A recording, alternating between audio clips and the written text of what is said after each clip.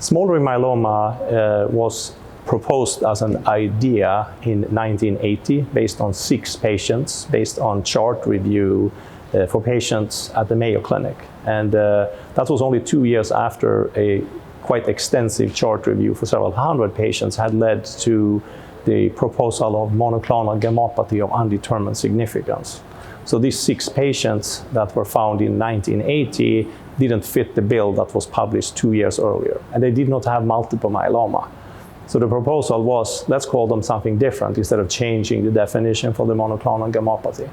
For many years, the belief was that these patients could just be monitored and they would not develop myeloma anyway. But over time, it was found that similar to the monoclonal gammopathy, that patients with the so-called smoldering diagnosis had even higher risk of developing because they had more plasma cells. For many years, people thought that you shouldn't treat, you should wait till the patient got sick. The drugs were also very toxic.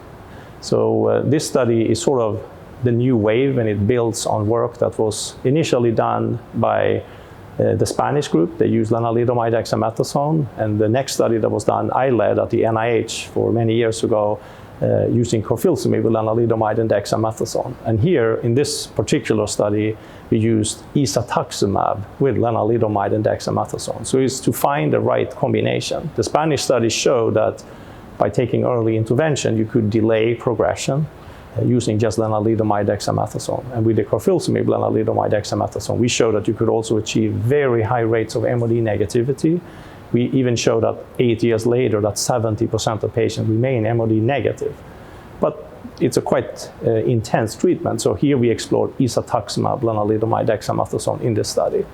The primary endpoint was to look at the overall response rate. The secondary endpoints included MOD and many other endpoints.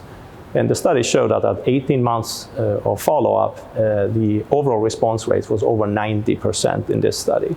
So this study is very, very favorable in terms of results.